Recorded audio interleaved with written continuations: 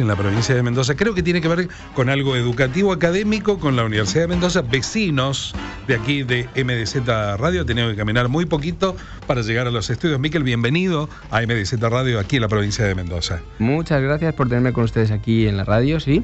Yo soy profesor de la Escuela de Osteopatía de Madrid y ciertamente estoy en la Universidad de Mendoza. Tenemos un convenio con la Universidad de Mendoza y en esta ocasión estamos dando un curso de osteopatía craneal a los alumnos de tercero. Bueno, haga de cuenta que nosotros no sabemos absolutamente nada de, como de verdad es, de osteopatía. Cuéntenos de qué se trata. ¿Forma parte de la medicina tradicional? ¿Es una nueva forma de medicina?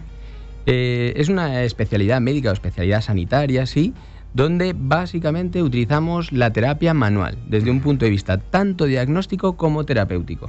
Ciertamente, años hace, pues la medicina tenía tres ramas. Una rama era la cirugía, otra la farmacología y otra era la terapia manual. Por motivos pudorosos, religiosos, esta última rama de la terapia manual se abandonó y en Estados Unidos, pues médicos, llegado el momento, optaron por retomar esta rama. ¿Qué es la utilización de masajes? No es la utilización de masajes, es la utilización de métodos diagnósticos mediante test. También utilizamos test ortopédicos médicos, tenemos test propios de la osteopatía.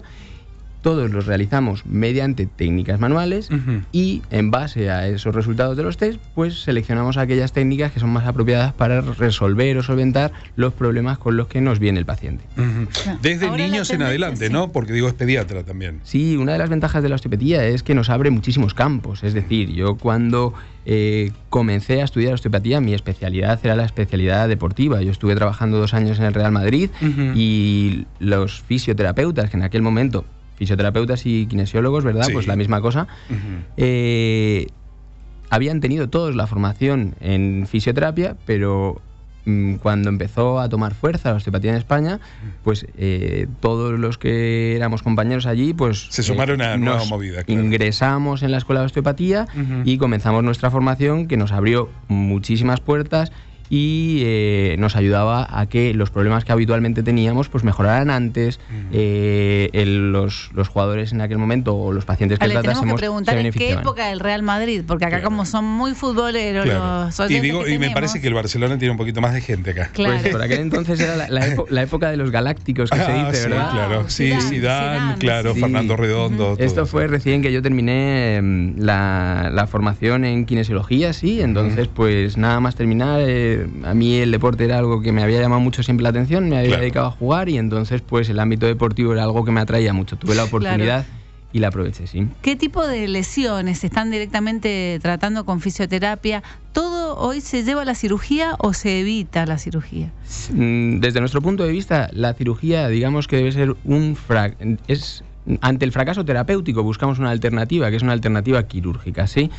A nivel de kinesiología se habla mucho del apartado traumatológico. Lo único es que desde el punto de vista osteopático, la osteopatía tiene un abanico mucho más amplio, ¿sí?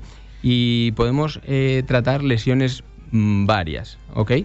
Yo, por ejemplo, para abrirles un poquito, podría hablarles, este fin de semana estamos trabajando con un seminario de craneal. Si tenemos un paciente que ha tenido un accidente de tráfico y entonces se ha golpeado en la frente, si tenemos un hueso, que es el hueso etmoides, perdonen que use tecnicismos, pero si a través de ese hueso llega la información sensitiva del olfato, a través del nervio olfatorio, y existe algún movimiento a nivel de ese hueso que pueda comprometer ese envío, ese flujo de información hacia el cerebro, pues entonces perfectamente sí entendemos y damos por hecho que este paciente pueda tener una alteración del olfato, una pérdida del olfato. Y hay técnicas craneales que le pueden ayudar a recomponer, a restituir, a restaurar la situación previa al accidente en esas uniones óseas, con lo cual la sintomatología cedería. Casos tan, digamos, fabulosos como estos, pues los podemos tener en consulta, consecuentemente... Sin llegar a la operación, digamos. Por supuesto, sin llegar a la operación. La parte quirúrgica es ajena a nosotros.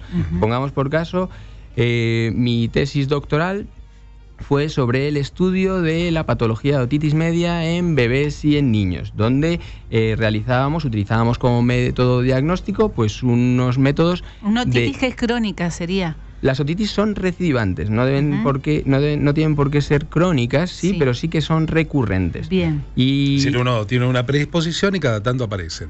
Tiene una predisposición, normalmente vienen originadas por una patología respiratoria. Es ese virus de vías respiratorias altas el que logra alcanzar la zona del oído medio y como respuesta a las paredes de este oído medio empiezan a producir una sustancia líquida. Con lo que sabemos que genera una otitis, digo, para los chicos, para los grandes también, digo, uno va en un momento donde casi parece estar muriendo por el dolor. Ciertamente, porque ese líquido acumulado dentro del oído medio empuja contra la membrana timpánica, que tiene muchos receptores sensitivos y por supuesto produce mucho dolor. No solamente eso, sino la limitación de ese tímpano a vibrar convenientemente cuando recibe la onda sonora. Con problemas auditivos, claro. Produce problemas auditivos. Y ¿cómo lo tratan entonces?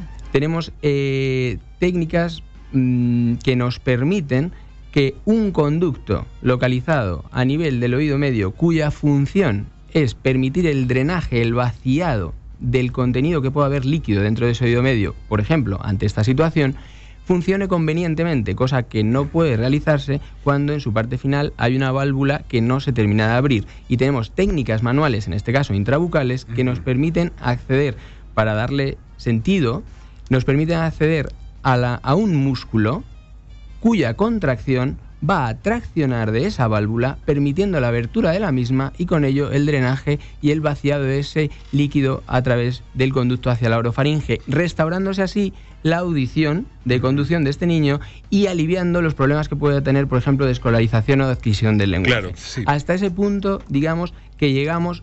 Y sí, nos permite alejarnos y abrirnos un abanico amplísimo, lejos de las cuestiones tradicionales traumatológicas que tanto cansan. Con la medicación, ¿no? Porque lo más común es que mediquen. Sí, lo más común es tratar de medicar, pero es que cuando un niño que tiene ese líquido contenido se infecta, ciertamente le dan un antibiótico que consigue, por ejemplo, sanear ese líquido, pero no sacarlo de ahí. Y es por esto que transcurridas 2 semanas ese líquido vuelve a infectarse y la situación es la misma y tenemos otro nuevo ciclo de antibiótico, cosa que cansa a los padres, cosa que merma el sistema inmune de los niños, de manera que este tipo de trabajo que nosotros tenemos en consulta, este tipo de variedad, pues es lo que nos apasiona. Y yo cuando me dedicaba únicamente a la kinesiología, pues veía que tenía todos los días trabajo de 8 a 8, tenía 15 pacientes, no tenía tiempo para tratarlos y al final de mes, cosa que, oye, pues también tenemos que tener en cuenta, el dinero no llegaba. Y en cambio, pues bueno, a día de hoy, pues también, además de la satisfacción personal y la satisfacción de la mejoría que encuentran los pacientes, pues esos ingresos pueden aumentar, lo cual me permite trabajar quizá menos horas al día o dedicar más tiempo a mis pacientes, trabajar más a gusto y ese dinero sobrante pues dedicarlo a, por ejemplo, formación o compra de libros o mejorar las características de la consulta, lo cual me permite pues desempeñarme globalmente en aquellas parcelas donde pues uno desea, ¿no?, profesionalmente.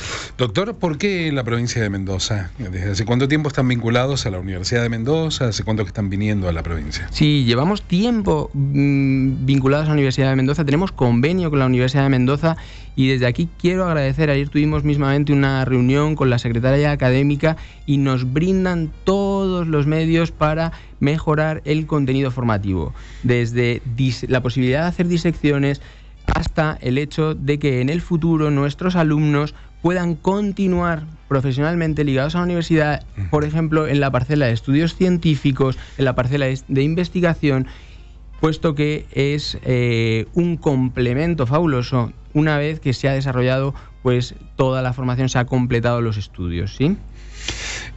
Obviamente que tenemos mucho más para hablar y seguramente no va a ser la única oportunidad de tenerlo aquí en el estudio. Desde ya le agradecemos esta visita, Miquel. Muy amables y muy agradecido por estar aquí. Bueno, ha pasado por aquí por MDZ Radio en el marco de la Escuela de Osteopatía de Madrid, que tiene también su asiento aquí en Mendoza, en la Universidad de Mendoza, el doctor Miquel García de Pereda, osteópata, con sus palabras sobre los dolores y la forma de calmarlos. Gracias. Muy bien. 13:30 minutos, ya venimos. Tomar un descanso fuera del estudio siempre es motivo.